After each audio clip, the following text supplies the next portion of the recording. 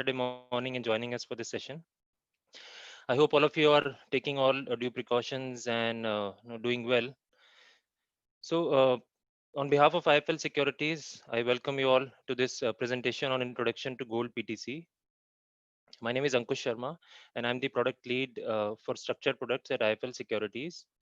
So, in the next 45 minutes to 1 hour, I will take you through this product in more detail and try to ensure that the time you're spending here helps you in taking a well-informed decision about investing in this product.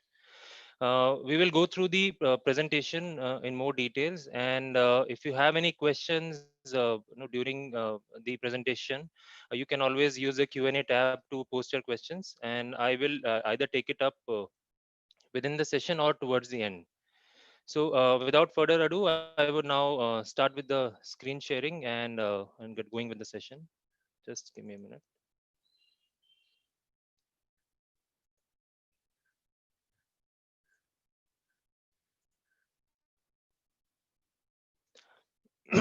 Okay. So this product called as Gold PTC or Gold Pass-Through Certificate is issued by Secure Trust. So as you can see, the name of the product is Secure Trust April 2020 PTC Series A, and it is a distinctive and exclusive product offering for IFL Securities clients and our key partners. And through the course of this presentation, we will see that how this product is superior to other short-term investment options. So one of the main reason which stands out is that this product offers the dual benefits of high degree of safety along with a higher return potential than other comparative products in the short-term category. So this no okay. So when we talk about traditional short-term investment options, so broadly, the options which are available for an individual investor fall into these four categories. So I think the most primary of those is the bank FDs, the most popular, and you have arbitrage funds which are offered by mutual funds. You have liquid ultra short-term funds and maybe short-term funds to a certain extent. However, because of the recent rate cuts by RBI, the yield or the expected return on all of these products has already fallen down or is likely to fall down further. So this is a range of returns which are in which all the products are likely to fall down into. So we can, if we have to give a broad range, then all of the products will fall into a range of 4 to 5.5%. So while they offer you you know m- medium to high level of safety, you have to of course compromise on the returns. uh, so when it comes to short term investing options, people generally prefer high level of safety because for a shorter tenure, because in a shorter period, return of capital takes precedence over return on capital. So this is where our product sits beautifully, wherein it offers you high return potential along with a higher level of safety. And you know, and in order and this presentation, of course, I will focus more on the safety aspect, because that is where I think the concern of most people will be, that how this product will ensure that the loss of capital is the probability of making loss in this product is very low. Okay. So before we get into the features of the product, first have a look at how the product is constructed and how is it different from other debt products. So the product has its origins in a process called as securitization, which helps to convert illiquid loans into marketable securities and is regulated and governed by RBI under the provisions of the 2006 and 2012 guidelines on securitization of standard assets. So basically, this securitization process is governed by RBI itself. So under this process, the specified assets are moved from the balance sheet of the originator. Well, in case of this product, the originator will be IFL Finance, and they are sold to a trustee company, which holds the security in trust for investors. And I will just take you through this diagram to explain the process better. The trustee company in this case is a special purpose vehicle and is the legal owner of the underlying assets. So these assets are then repackaged as tradable securities backed by the pooled assets and sold to investors as pass-through certificates. which represents claims on incoming cash flows from such pooled assets. And further, this the issuance of securitized debt is governed under SEBI regulations, SEBI Public Offer and Listing of Securitized Debt Instruments Regulations 2008. So let's look at this diagram to understand the process. So if you look at this step one, uh, so there is a lender who is the originator. He has given loan to borrowers. It can be any kind of a loan. Could be a gold loan. It could be a home loan. It could be credit card loan, SME loan, or any other type of loan. And the lender pools some of these loans together and sells them to an SPV, which is a third party, and it is managed by a trust. So SPV, in turn, backed by these pool of assets and the receivables thereon, will issue PTCs to investors. Will take the money, which is the consideration, the point number four, and pass it on to the lender, the originator. So this completes the first leg of the transaction. The second leg starts when the borrower continues to make scheduled repayments, which includes your interest as well as your principal repayments to the servicer. And in most of the cases, the originator itself remains as a servicer, because obviously the people on the ground don't really know that their loans have been sold to a third party.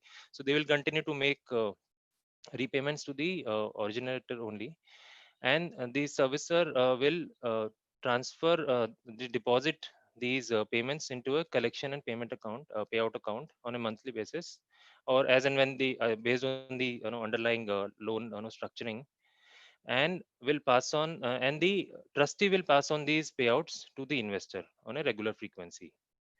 So this is the basic module or the transaction for any kind of a securitization transaction. And along with that, there is a credit enhancement as well, which the originator provides to ensure that there is skin in game for him as well. So what are the key benefits of this kind of a transaction structure? So first is, of course, there is a true sale or assignment. So the originator transfers both the legal and the beneficial interest in the assets to the SPV. So the originator is no longer the legal owner of these assets. So there are two types of you know basically securitization which are commonly used. So one is the pass through certificate, or the PTC. The second one is a direct assignment, which generally happens between in the wholesale markets. So securitization in India is quite old. I think it started around 91 when Citibank did its first issuance of pass-through certificate using auto loans and placed it with GIC mutual fund. And CRISIL rated that first transaction. So since then, of course, the securitization market has come off in a strong way. Last few years have been pretty strong in terms of fundraising through this route. uh, FY20, I think the total fundraising done through securitization route is roughly to around 2 lakh crores. So it's a big market, generally limited to the wholesale players. So generally transactions happen between the NBFCs and the banks. But in case of this product, obviously some of them come to individual investors also. And because of our affiliation with the IFL Finance, which is our group company, we have also ensured that the benefit of this product is passed on to our clients as well. So the next important benefit of this securitization transaction is that your cash flows get ring fenced. So investors subscribe to PTCs issued by the SPV and get repaid only out of collections from the underlying receivables held by the SPV.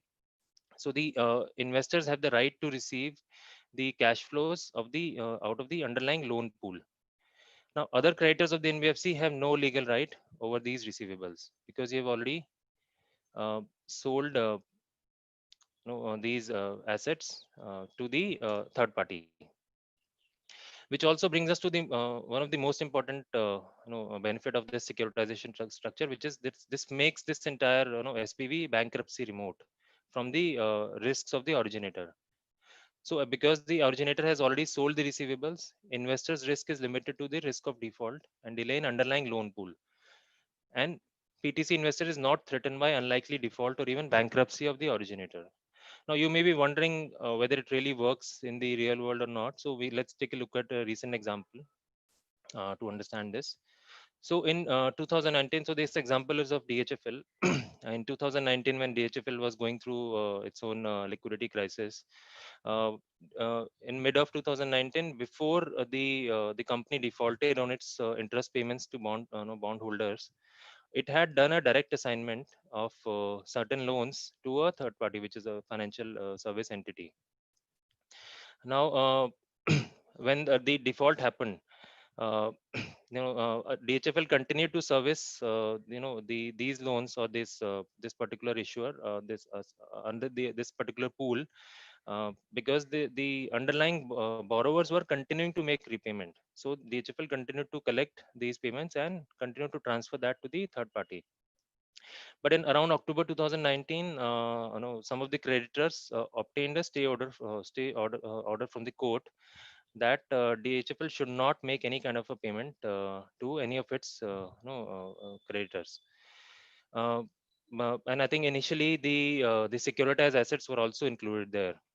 But within a month, the court clarified that the stay would not apply in respect of assets assigned under the assignment agreement, which is under this securitization route, which thereby reinforced the well-settled principle of the bankruptcy remoteness of assets assigned under the RBI securitization guidelines.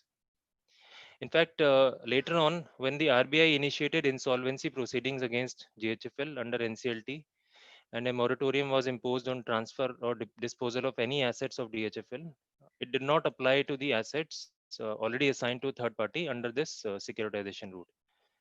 So therefore, we can be rest assured that from a legal point of view as well, the latest insolvency regime in India also adequately protects the rights of assignees or investors under the securitization transactions. So this is one of the I mean, this may be one of the big concern of many people in the current environment, wherein NBFCs are going through stress. So they may be worried that what happens if NBFC, there is a liquidity issue, there is a downgrade of rating, what will happen to this particular investment. So just to reassure them that once this transaction has already happened, investors risks are limited to the underlying pool only, and they don't have to worry about what is happening with the originator. And in case of any unlikely event of default or any bankruptcy which happens at the originator end, the trustee always has the right to even change the originator as a servicer. So while the originator will continue to service these loans, trustee has a right to change the servicer as well in case of any activity which they feel will hamper the collection or of the underlying pool. And the last part is the credit enhancement, which I will cover in the next 2 3 slides. So this is basically additional enhancements which are done to increase the security of the underlying pool. So I hope this is clear in terms of the structuring, that this structure protects the cash flows of the underlying pool, and it makes it bankruptcy remote from the risks of the issuer. And what you need to really worry about is the underlying pool and its quality. So this is just a brief picturization of how this product is created. So under this product, we have only gold loans as the pool. So there are no other loans in the underlying pool. It will only be a pool of gold loans. And after securitization, the issuance of gold PTCs has been done, and investors will continue to receive interest and the principal repayments or any prepayments which happen in the pool. Okay. So which brings me to my second point, which is regarding the underlying the pool. What is the security which is there in the underlying pool? So as I said, the underlying pool is the asset is a pool of gold loans. So let's have a look at what are the benefits of of lending, of a collateralized lending under a gold loan, and how is it superior to some other maybe collateralized form of lending. So first and foremost, it is secured against a highly liquid collateral, which is a gold jewelry or ornaments or maybe coins or something. But typically, gold jewelry of purity over 18 karat are accepted. So whenever you go to a gold loan branch to get a loan, you have to give obviously your gold jewelry as a collateral. It is a secured form of lending, and as I said, the collateral is also highly liquid. So it is always easy to sell the gold and recover your money without too much impact cost on liquidity. And so this will not impact the the sellability of this particular underlying gold. The maximum tenure of loans is 11 months, so which makes it a short term product, because the maximum tenure of loans in the underlying pool is only 11 months. And whenever any loan is included in the pool, it has at least a 3 month of repayment history. So any loan which has been included in the pool has a 3 months of repayment history, which means that the maximum residual tenure of the loans underlying loan is 8 months only, which typically means that the product is likely to the maximum maturity of the product is 12 months, and the likely maturity should be between 8 to 12 months. Third point, which is again very important point, is regards to the LTV, which is the loan to value ratio, and it is capped at 75% as per RBI guidelines. So when you go to a branch and ask for a gold loan, you have to obviously bring in some collateral, and your collateral is valued as per the guidelines. And so typically the collateral is measured in the as per the price of a 22 karat gold. And once the value of your collateral is assigned, the maximum amount of loan that can be given against that collateral is 75% as per RBI guidelines. So if you are coming in with 100 rupees worth of collateral, the maximum amount of loan that can be given to you is 75 rupees only. However, when NBFCs originate the transaction, they don't really go to the maximum slab. They generally keep it to around 70%. So which means that there is a healthy margin of 30% or a downside protection which is available in case in case of any correction in the gold prices, or in case of any accrued interest being added to the outstanding principal, in case client does not make its monthly payments. So NBFC of course has the right to sell the underlying gold and auction it and recover the principal amount and interest thereupon in two scenarios. And I think it's very important to understand them, because that should explain you what kind of inbuilt and security measures are there in this product.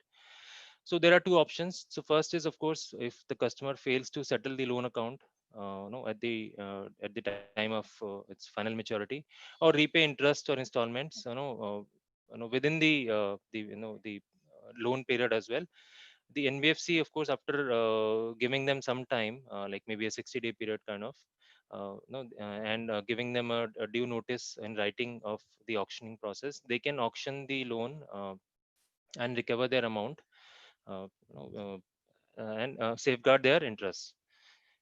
So this is the first criteria, that you can auction it if there is a delay in payment, and if you feel that the NPA is not cannot be recovered. Of course, they try and make efforts in case of recovering the NPA, but if they think that the NPA cannot be recovered, they have the right to maybe sell off around 60 between the 60 to 90-day period roughly. And the second point, which again is related to the LTV. So as I said, the LTV is capped at 75%. As and when the LTV crosses 75%, which can happen in two situations. So one is that investor has not repaid any of the interest payments, and the accrued interest is getting starting to get added in the outstanding loan principal. So that will increase the LTV from the original value. The second point will be in case the gold prices start correcting. So if there is a correction in the gold price and the collateral value starts coming down, the LTV will go up. So in that case, NBFC will obviously get in touch with the borrower and give him three options.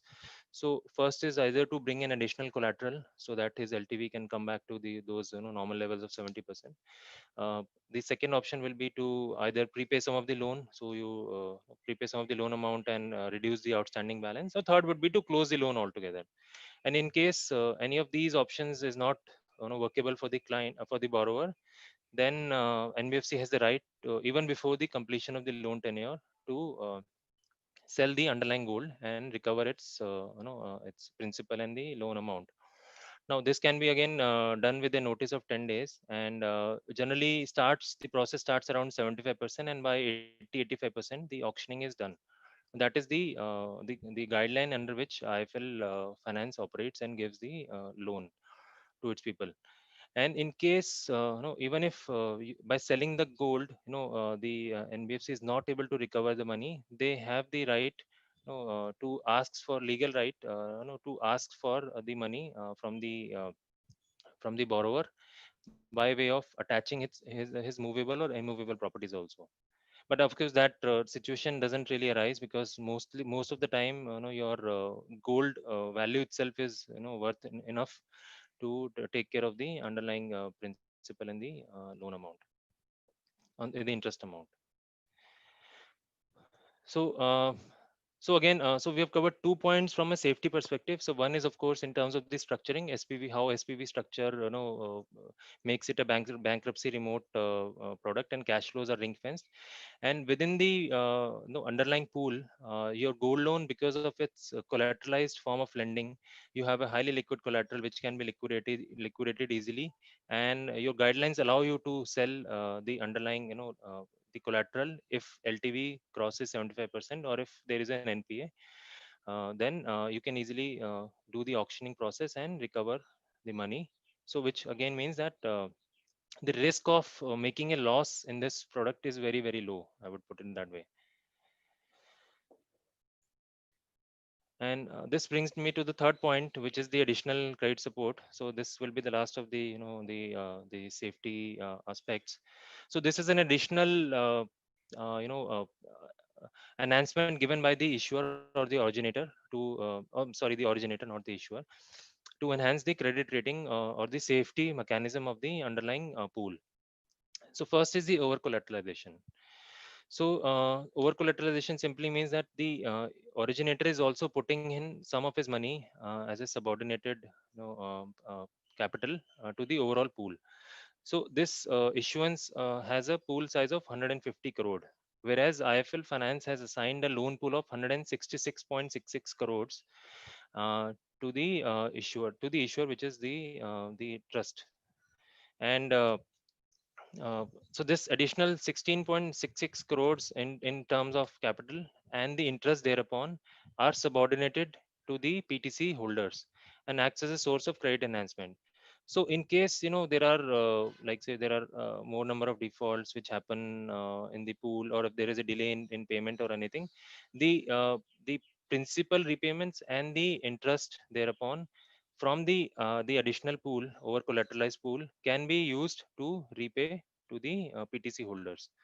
So this is the first level of comfort which is there, and that is what. So the 16.66 crores plus interest thereupon roughly tends to become 25 crores worth of additional capital is, and the interest thereupon is available and subordinated to take care of in case of any reduction in the receivables of the pool. The second is the credit collateral, which is again like in the form of an unconditional and irrevocable corporate guarantee from IFL to the extent of 8.34 crores, which is around 5% of the outstanding pool amount. So this again can be subordinated and can be used and in case of any shortfall in the main pool. The third and the last is the excess interest spread. So so excess interest spread is basically the the difference between the interest which is received by the pool and the interest which is to be paid to the PTC holders. Now, typically gold loans are given in the range of 17-18% to the borrowers, and after accounting for expenses and all, you can say that the interest spread, the interest average interest received by the pool will be roughly around 16%, whereas the pool has to pay interest at the rate of 10% to its borrowers, to the unit holders. So what happens with this excess 6% interest which comes on a monthly basis? So this excess, I'm sorry, this excess 6% interest is used to pass on the difference is passed on to the PTC investors on a monthly basis. So after the promised payout of 10% has been paid on a monthly basis, if there is excess money within the pool, then that money will be passed on in the form of a principal repayment to the PTC holders. It is not held back at the issuer's end. It is passed on immediately. And in case of any prepayment which happens in the pool, that is also passed on. So this excess interest spread also helps to ensure that that your interest payment as well as your capital repayments are coming faster to you. So, as it's mentioned here that in case of shortfalls pertaining to overdue contracts, so the first and foremost security will be which will be used will be the excess interest spread, and after that the over collateralization, and if that is also not sufficient, the credit collateral will be used. However, obviously, based on the past history, we see. I mean, I can confidently say that the probability of such an event happening, that you have to draw on or your all of your three credit enhancement is very very low. Okay, so this brings us to an end to the the safety aspect, because I think, and let's get on with the key features of the product. So first and foremost, the most important product feature, of course, it offers you a very high rate of interest of 10% per annum on the outstanding principal amount, which is superior to the current expected returns in the range of 4 to 5.5% of comparative products. The investment tenure is short term, which is around 8 to 12 months, and there is a possibility of getting interim interest and principal repayments. I will explain that in a bit in bit later. The third is, of course, it is secured by highly liquid collateral, which is gold jewelry of value close to 1.6x. So this is again, this has been derived by using the same formula of 70% LTV.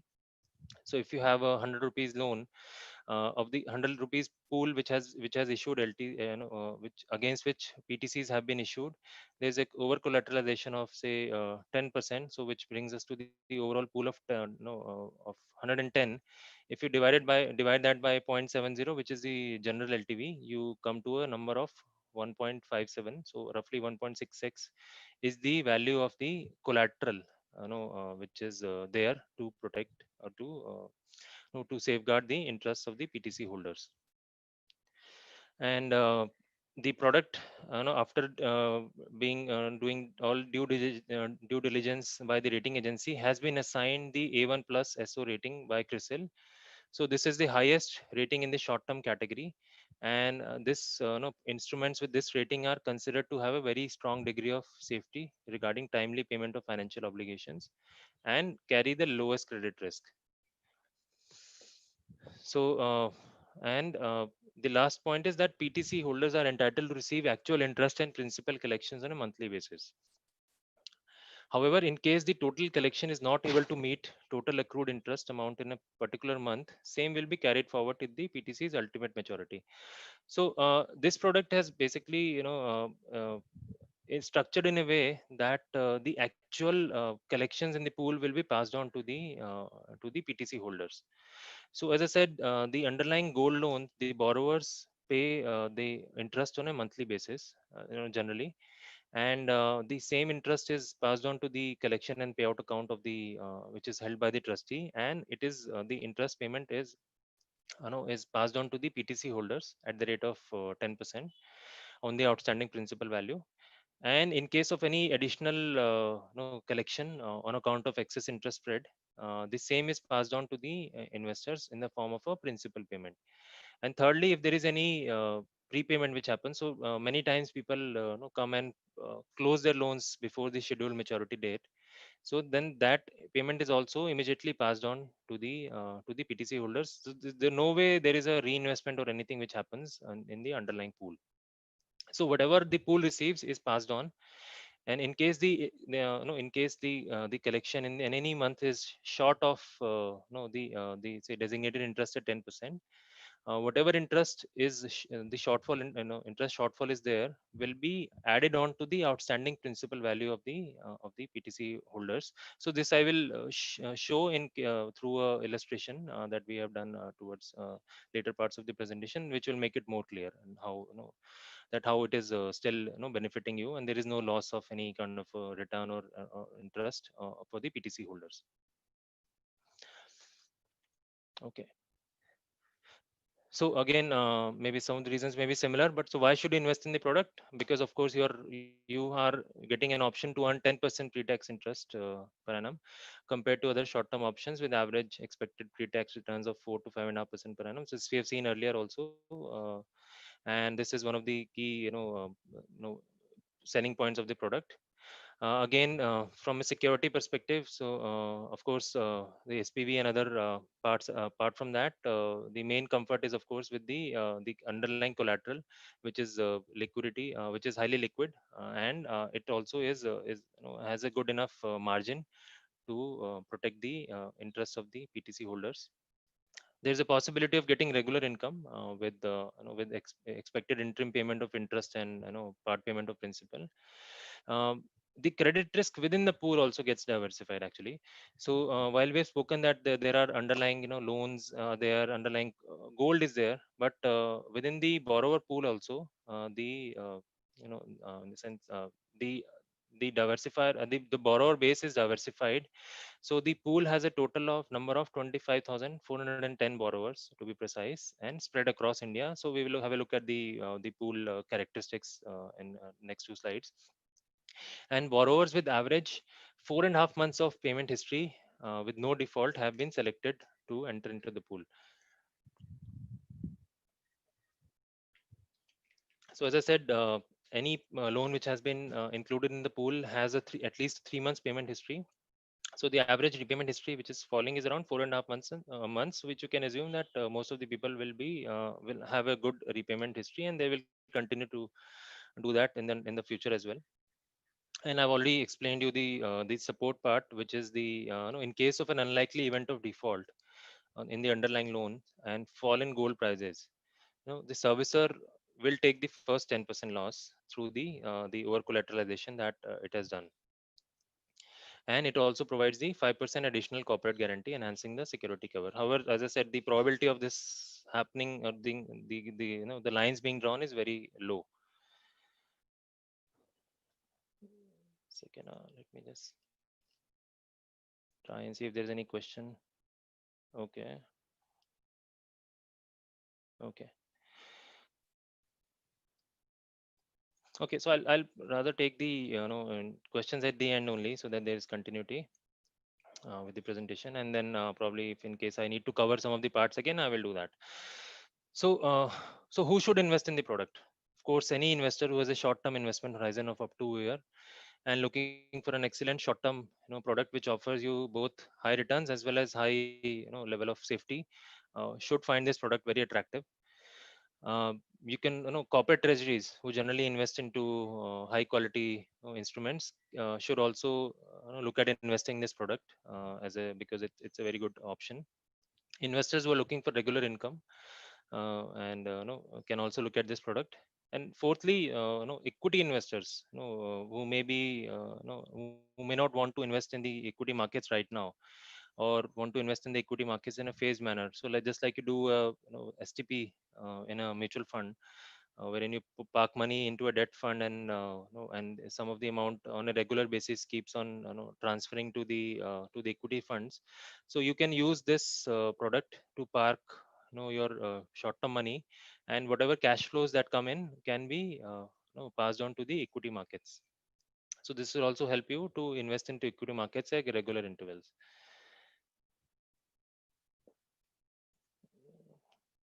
Okay.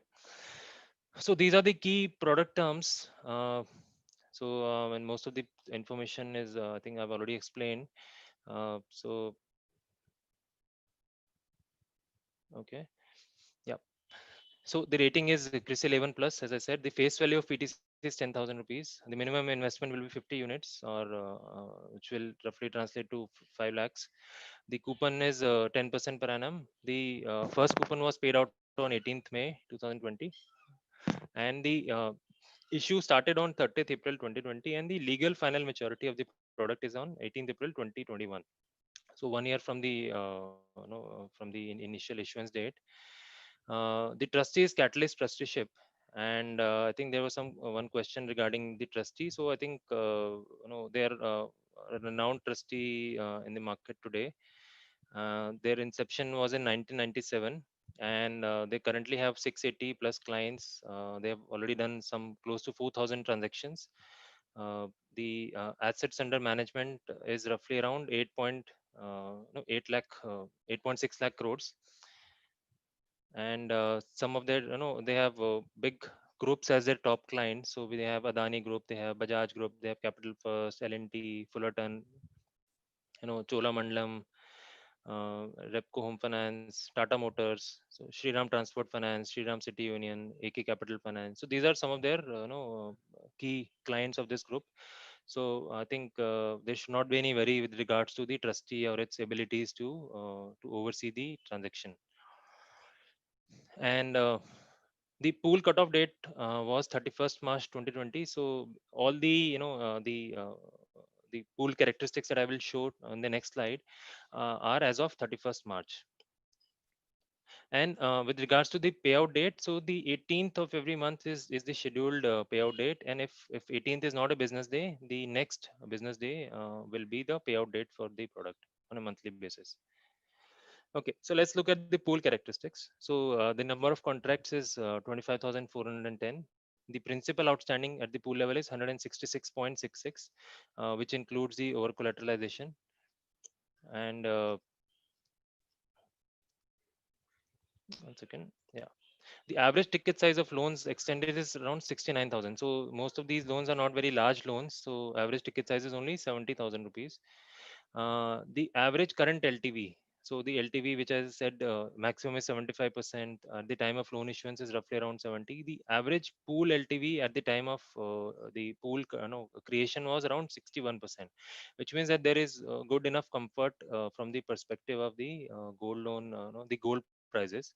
And gold prices of course are expected to remain stable, if not if not expected to go up, at least they are expected to remain stable for the next 1 year because of so much volatility going on in the global markets. The average seasoning, as I said, is around 4.5 months, and most of the loans are maturing around 11 months. So 11 months of original tenure, and because they have already spent 3 months, so the residual tenure is around 8 months. So most of the loans are maturing in the period of 8 months from the pool cutoff date. So which roughly brings us to a period of November to December. So if everything goes well with the product, and if all the investors continue to pay on time, then the product can likely get matured in the month of December. But in case of any delays, then obviously it can get extended by some time, but it has to anyways come to a complete halt by April 21. That is the most likely, that is a maximum limit. So in terms of seasoning, 77% of the loans have already paid them in 3 or 4 installments, or total 3 or 4 installments.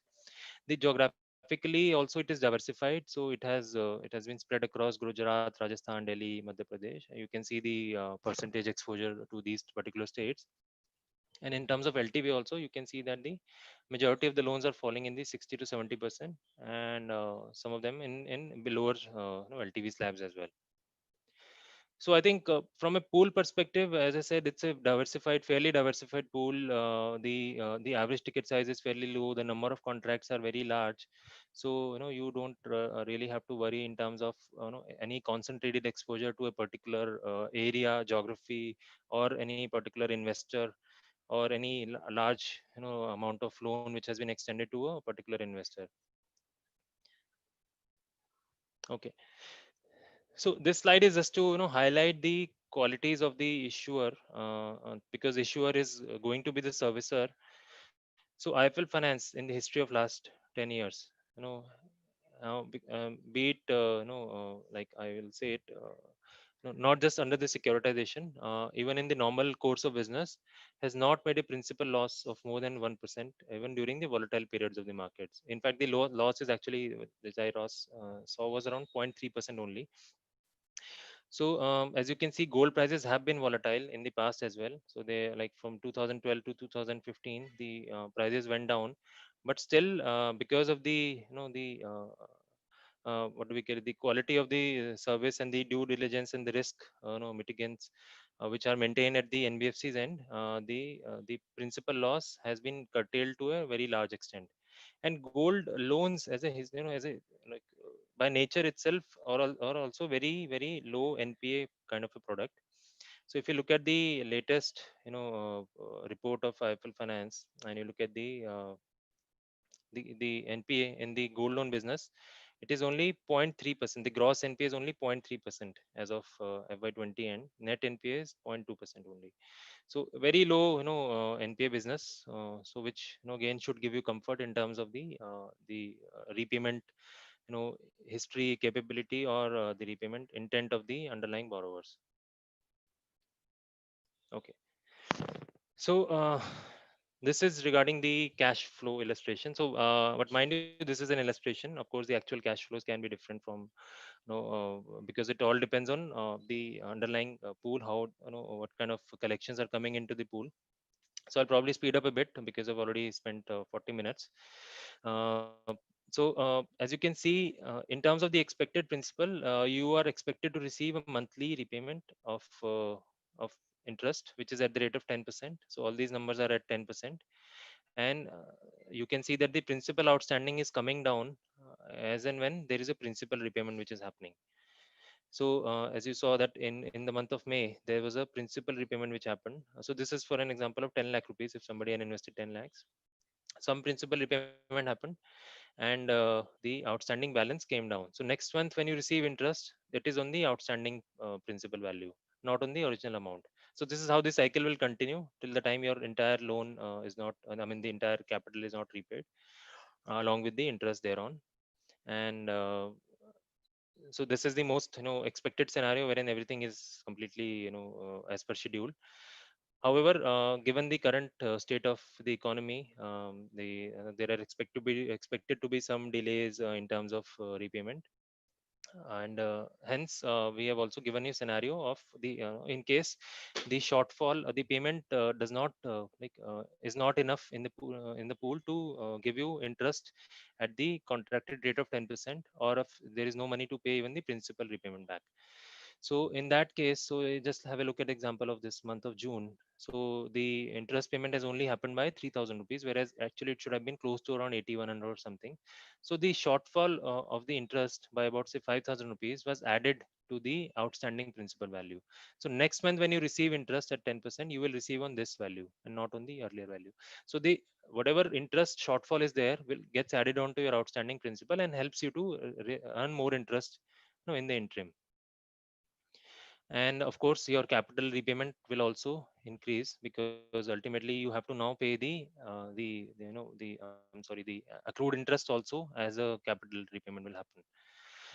But as you can see, in terms of IRR, I'm sorry, in terms of IRR, both the products in both the scenarios, the returns are same at 10.47% in terms of IRR, while the simple stated return of the product is 10% on the outstanding principal value. Okay. Another important aspect of the with regards to the taxation. So the as per the rules of the income received from securitization trust, there is a TDS deduction which happens, and we can't do much about it. Of course, that's because that's how the income tax rules are. So TDS under Section 194 LBC 1 is deducted at the rate of generally at the rate of 25% for individuals in HUF and 30% for all others. However, because of the COVID situation, Ministry of Finance issued gave a reprieve to the investors by way of reducing the TDS by 25%. So the revised TDS rates effective from 14th May 20 to 31st March 21 are at 18.75% for individuals and 22.5% for others. So which means that obviously you will get more. So whenever any payment is made to you, there is a TDS which is deducted on the interest portion. Of course, there is no TDS on the capital repayment portion. And whenever the payment is made, there will be there will be information provided to you that what is the split between the interest and what is the interest and capital. And on a quarterly basis, a TDS certificate will also be issued to all the investors. Okay. So while we are at it, let's have a look at some of the key risks as well. So I think I feel that I mean, some of the risks which we have highlighted. So some of them are actually broader risks which you have to mention. So then you have to look at what is the probability of this happening and no, in the product. So reinvestment risk is again risk which is related, which is more from the client perspective, that they may not be able to repay the, I'm sorry, reinvest the proceeds at the same level of interest that they're receiving right now, because there is a possibility that the underlying loans are repaid faster than you're expecting, and higher principal amount will be repaid, and then obviously you will have to reinvest that somewhere in order to earn returns on that. So if reinvestment rates are not as high as the what the product is offering, then obviously this rises a reinvestment risk. You have the risk of the collateral falling in value, and but I'm sure that is more or less taken cover by the LTV and the uh, how they structure that and how they take care of the LTVs and other things. So that collateral risk gets mitigated to a large extent. And third, of course, is the default risk. In case of default by the in the repaying the loan or the interest, there can be delay in the payments and timing of the cash flows. So I think this is pretty much about the product. To just to summarize, so from a I'm sorry, rather I will actually take questions and then probably summarize towards the end. Okay, so I have some questions regarding the TDS. Okay, so one client has asked that there is a client who's a senior citizen. Can she submit a form 15G and so that TDS is not charged? Unfortunately, form 15G does not work in case of securitization transactions. So what you have to really bring is a letter from the income tax assessing officer that this particular person falls into a lower tax bracket than the TDS which is being charged, and only then the trustee will do a lower, I mean, cut a lower rate of TDS or maybe not cut at all. So unfortunately, Form 15G will not work in case of this product. So the other option, in case you think that you're being charged a higher TDS, whereas you fall in the lower tax bracket, is always you can do a tax filing. So while filing your income tax refunds, you can always show that that higher amount of TDS was charged, whereas I don't fall into that bracket, and then you can claim for a refund. Now the refund process has also become very fast. Okay. One more question was on the secure trust. I think I have already. It is a private company, not managed by Government of India. So, and I've already shared the credentials of the trust. Okay. So, and one important, interesting question has come from Mr. Bansal. As EMI is collected by servicer who itself is the originator. So, in case originator goes bankrupt, how can we be sure that? So as I said, even if it's like obviously, so in case of DHFL also, right, you suddenly don't become bankrupt, right? You first, there is a default of interest payments, and then all other processes follow. And even then, so DHFL also continued to repay or to service the loans, underlying loans, because the borrowers are continuing to repay. So there is nothing which stops, really from the servicer to continue. And as I said, the trust always can take a call whether to continue with the originator as a servicer, if it feels that the servicer's ability have been curtailed to a large extent, or if they feel there is a risk of the payments not coming in through, then trust can always change the servicer and move it to another entity. So that comfort is there, so you don't have to worry about that part, that whether what will happen in case I don't think trust will really wait till that time. And so generally, what rating agents or the trust do are, even if there is a drop in the rating by a good amount of notches, then also they initiate the proceeding. They will do a risk assessment, and then they can initiate the procedure to change the servicer. The typical duration of loans extended to borrowers is around, as I said, around 11 months to the maximum. And because the pool has already has a repayment history of at least 3 months, so the residual maturity is in the pool, maximum residual maturity is 8 months. Okay, so one more question which has come in is how will this 6 months moratorium affect this? I think this is one of the most common question which I think must be there on everyone's mind. What is the impact of moratorium? So I would rather ask a counter question. How many of you are aware that moratorium is open, is available on gold loans as well?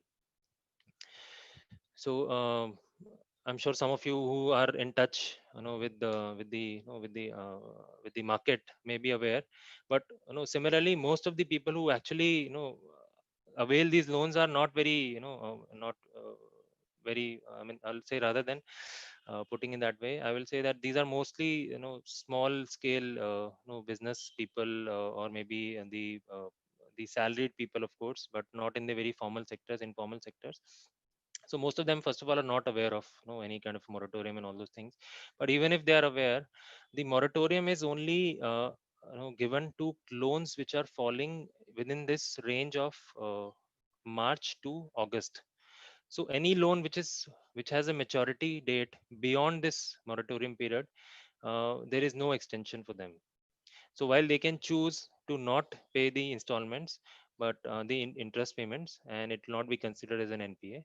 However, that amount will continue to get added to the outstanding principal balance. And in case the LTV obviously starts going up because of that, again NBFC has the right to sell the auction the underlying loan, the gold, and recover the money. So two things again because of this. So one, obviously there is no extension of the maturity for loans which are falling outside the moratorium period. So and typically most of our borrowers, as I said, the loans are falling, our maturity is falling in the months of November and December. So the extension does not really work for them. And even if they don't pay the interest in between, we always have that option of watching the LTV and take steps, necessary steps thereon. Okay.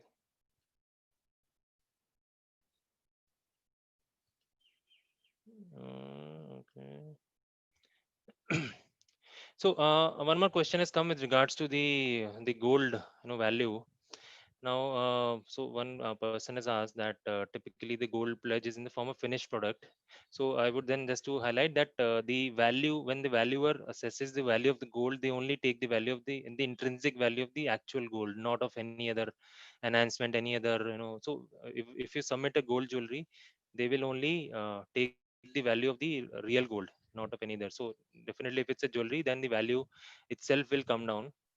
Hence, the margin continues to remain at 30%, because you're already reducing, and that is as per RBI guidelines also, that you have to remove the all other additional anything that you have done with the gold. Is there any other gems or anything?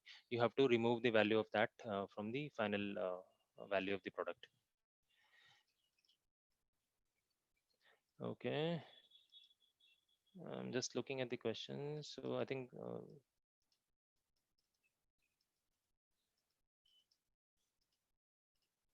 okay.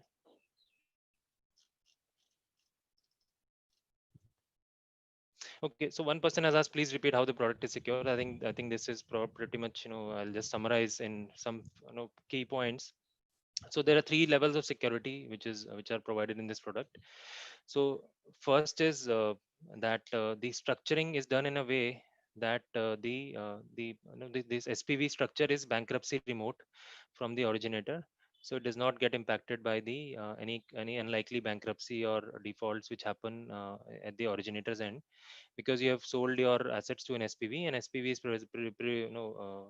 as in there are safety mechanisms, as in from the legal perspective also, which I told by way of example of DHFL as well.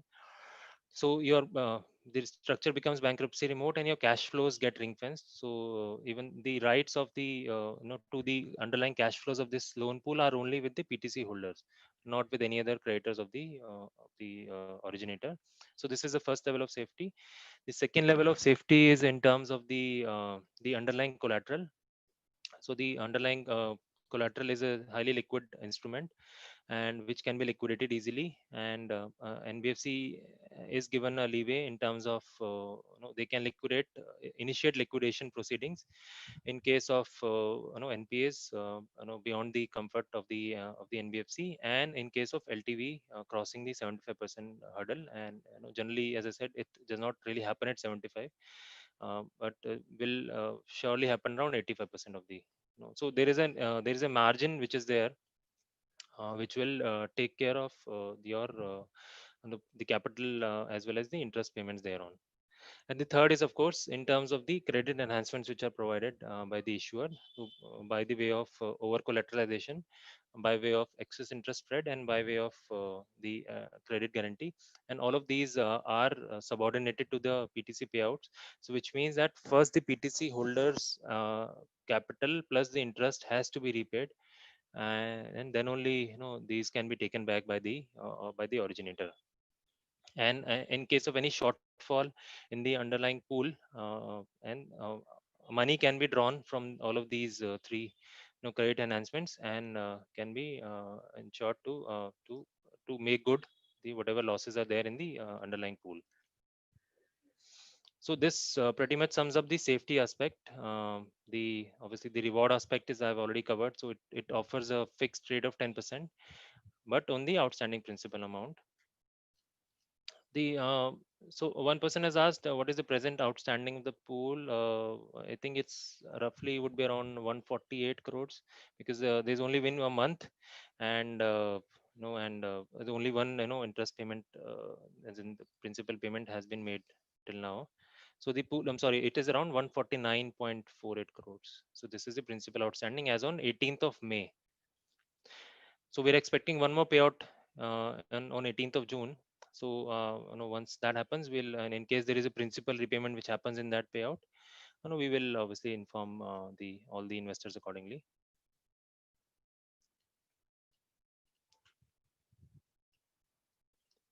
Okay. So again, one question has been asked: what if the gold comes down to the level of 2014? Of course, that is a risk, but again, you have to see that how whether but the speed and the of the this correction.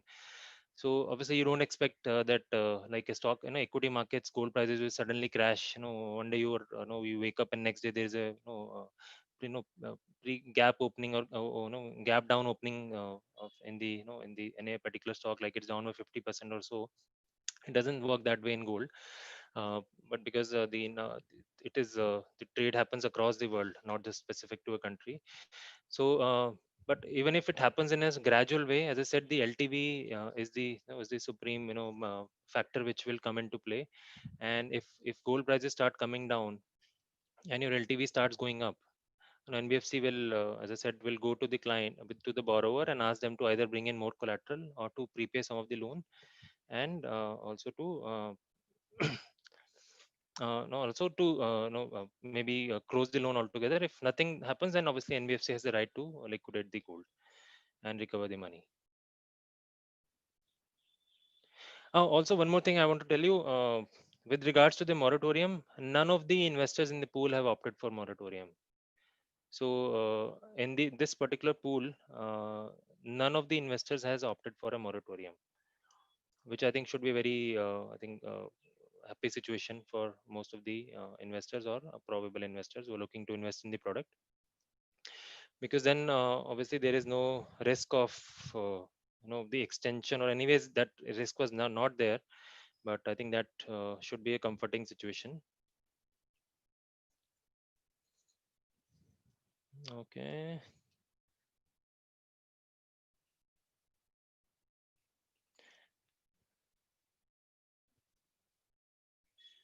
Okay, I'm just looking at the questions, and probably then I'll summarize. Most of the questions are repeat actually.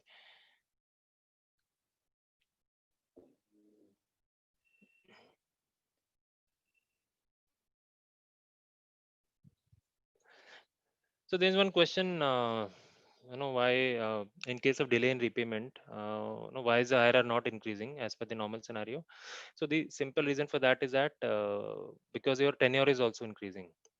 So while your actual amount of cash flows are coming up, are increasing, but your this one the tenure also is increasing, so which basically brings it to the same level of IRR.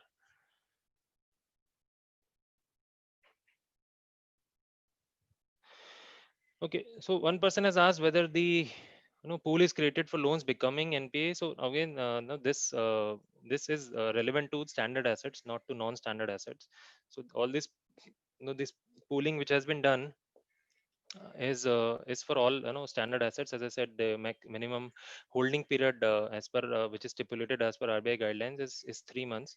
So at least 3 months of repayment history is there for all the underlying loan pools. If it is done for non-standard assets, then it is not under RBI guidelines, and it is under SARFAESI Act, which is a separate altogether. However, for all standard assets, it is done as per RBI securitization guidelines, and so hence you don't have to worry that this is like if there are any kind of NPAs or anything in the pool. Unfortunately, NRIs are not allowed to invest. This is a question which has come in.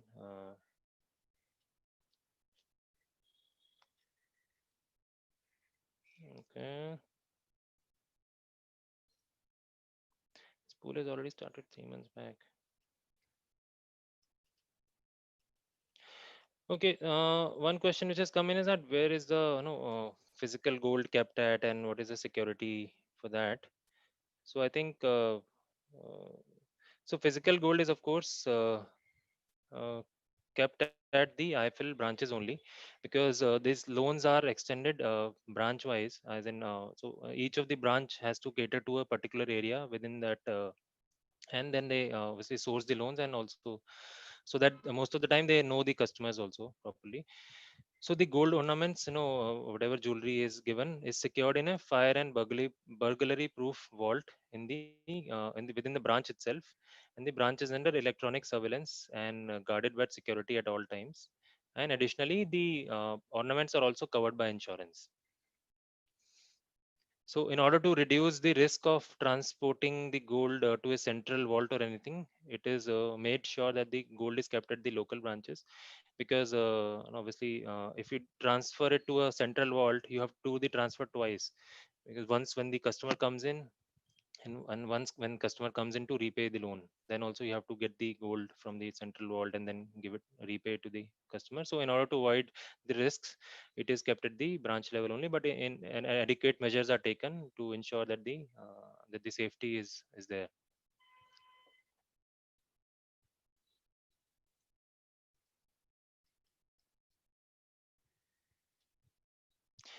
So one person has asked if the 16 crore additional capital is in the form of deposit of extra gold, collateral, or cash. So this is basically again assigning of the additional loans.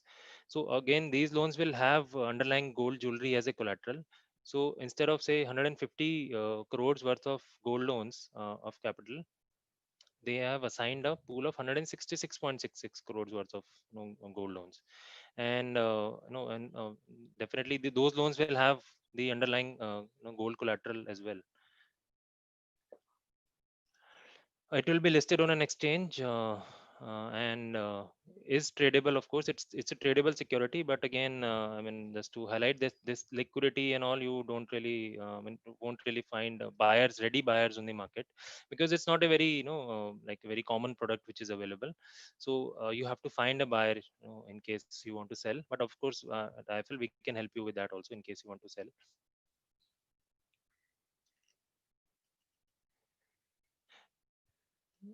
Okay. Okay, I think there are a lot of questions which have come in. So, okay, one person asked if not tradable, who is selling it every week? So basically, what has happened is that IFL Securities has basically, we have like done the initial transaction. So Secure Trust has sold these PTCs, all of them, to IFL Securities, and now we are further, downselling it to our clients. So every week when we are doing a sale, it is we IFL Securities who is selling it to their clients. It is not being sold through a market or any other participant.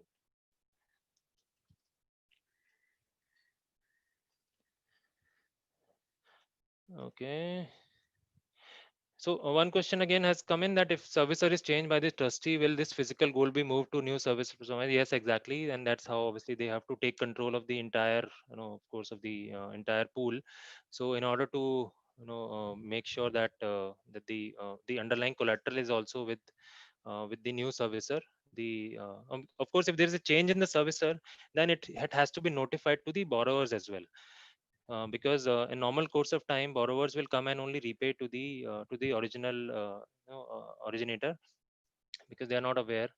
But in case of there is a change in the servicer, then the borrowers will also be informed that now on you have to make the payment to the new borrower, and when they come for repayment, then they have to collect the collateral also from the new servicer. So in that case, the actual collateral will also be moved to the new servicer.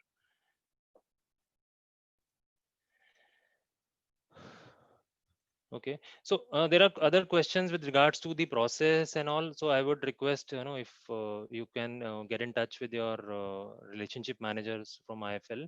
The process is fairly simple. If you're an IFL client, you can invest online by making payment through your ledger.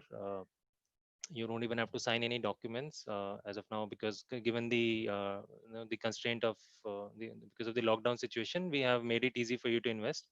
And if you're not an IFL client, then you can also transfer the money to our account, and after signing few documents, you can get along with the trade. So the process is fairly simple, and I would request if you can get in touch with the relationship manager for that.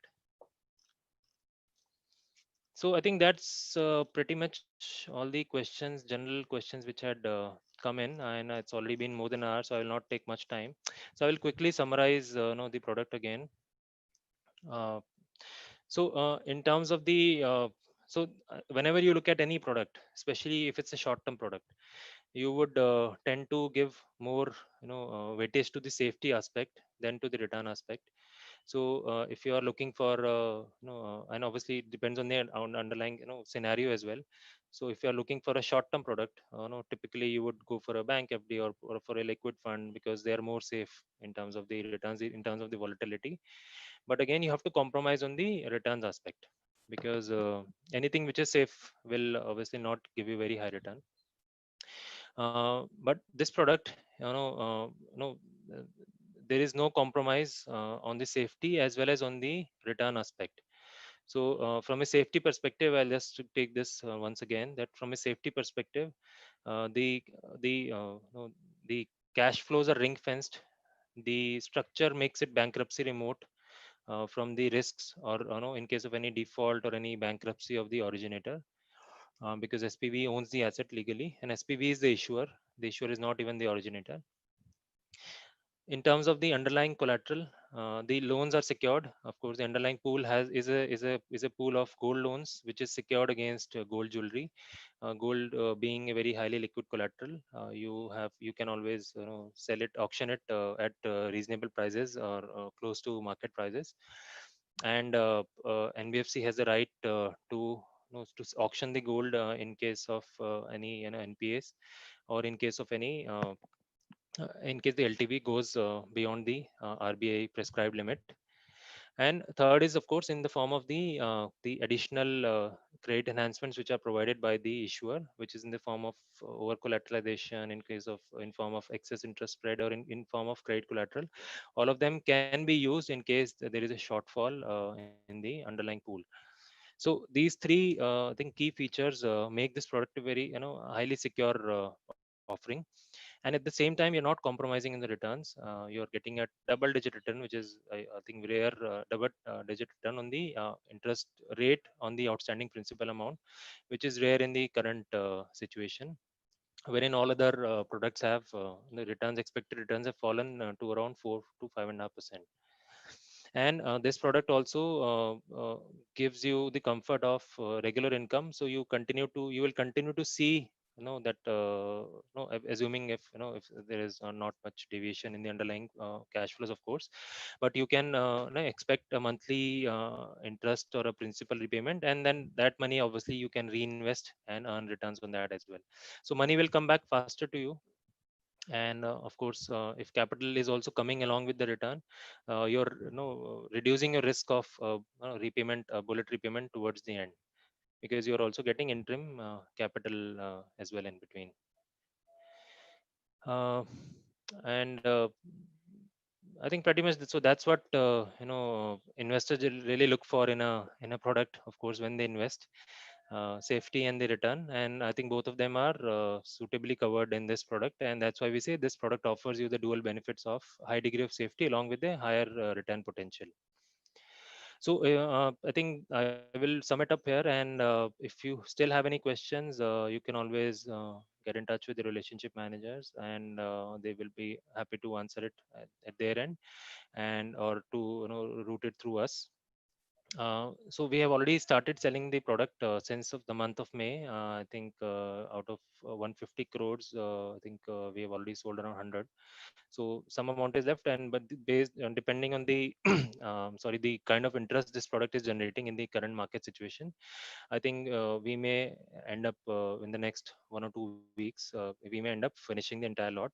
But yes, we are looking forward to having such kind of differentiated products in the market more often, and continue to offer them to our esteemed clients who can benefit from such investment opportunities. So as I said, these products are generally prevalent between the wholesale markets, but because of our affiliation with the NBFC, and we had asked them to send to create a product which can be sold to our clients. And this product was we had done a similar product offering in last year as well. So last year in July we had launched a similar PTC product with almost similar conditions and everything. That product got matured in the month of April, so July to April. It got matured in a period of 9 months, and there was a monthly repayment of principal and interest. I'm sure some of you may have already invested, but in that product, and would have had a good experience. So I think you should definitely repeat that experience again. And for those who have not invested, please I think you should definitely look at this product as a good investment option, because it's satisfying both the requirements of degree of safety as well as a higher return potential. So with that, I would conclude the presentation. Thank you all for your time and for patiently listening. I can see that a lot of participants are still logged in. So I would thank you all for your presence. I hope I have made uh, you know, uh, I made efforts to explain you the product in basics and in more details. I hope it has given you enough knowledge and confidence to explore these kind of product differentiated product opportunities. And if you still have any questions, please feel free to get in touch with your relationship manager. Thank you all, and have a great day, and take care.